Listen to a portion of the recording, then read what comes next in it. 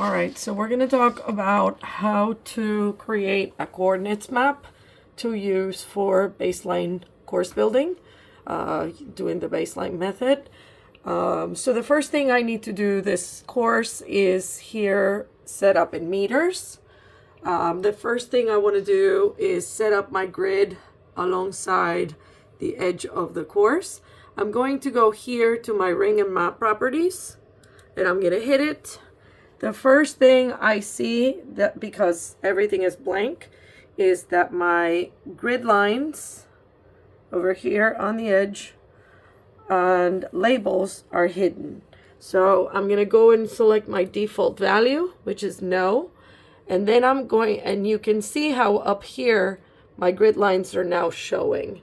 I'm also going to say show my grid lines and hide labels, and again also no. You can see when I do that a little 0 comes up on my course. A lot of times that 0 will be in the middle or some other place on this little square. What that shows you is where your baseline is starting. A lot of people have it starting from the corner. If I'm going to design if I'm going to build a course using baseline, I want my grid to start on one of my two edges, and I want it to be, my 0 to be in the middle of a short edge. So I'm going to start with this. It's starting off my left and along the center line. I also want to make sure, since I'm doing meters, that my grid is set to 1 meter. Depending on the size of your course, you would adjust this distances. But let's go see what my course looks like. So you can see here that my grid is in meters. So I have numbers based off of 1 meter. And then my center line is here alongside the middle, right? You can tell that this is the short edge. So this course is actually 30 meters by 37 meters. If I split the distance on the short side, I create less margin for error when doing my baseline method. So I'm going to set my center line starting from where my start and entrance and exits are. So I'm going to start on this left side, going towards my towards my far side of the course.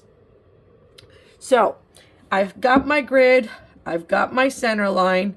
The last thing I need to show is show my coordinates. So if I want to create my coordinate copies, first thing I want to make sure is that in this case, my center line or my baseline is along the X grid, which means it's horizontal, right? So my baseline is horizontal. So the first thing I want to make sure is that my coordinates are showing first on the X. So I'm going to show you one more time. I'm going to go to the 3 dots over here, click that, and I'm going to go to my settings and see this tab that says obstacle coordinates format. It's showing XY. That means that the coordinate along my X side, which is my horizontal line, is showing up first, which is what I want.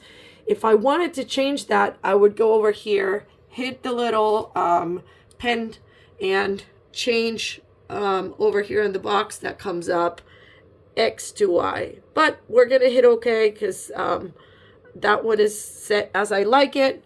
So I'm going to go back. And now that I know I'm on XY, I am ready to print. So what I'm going to do is, again, hit the 3 dots, and I'm going to say share and download. And you can see over here how it says show coordinates. I want all my coordinates to show. I'm going to hit continue. If I don't want my paths to show, which I've already unselected, I'm going to hit those two. And if I've created any kind of manual path, I can hit that one. I'm going to hit continue, and then I want to see my map. I like seeing it. You can just go straight to generate your PDF, but I actually do like seeing it because this way I can verify that my coordinate, it's at 8 meters, 8 meters and 5 centimeters. And so I'm going to go ahead and hit print. And because I have it set up already, I'm going to print it as a PDF over here on the left and name it. Set it up on my desktop, and I'm going to name it Coordinates Map for Baseline. And hit save. And what that will do is it will create a PDF version of this map. Any questions? Just reach out. Thank you.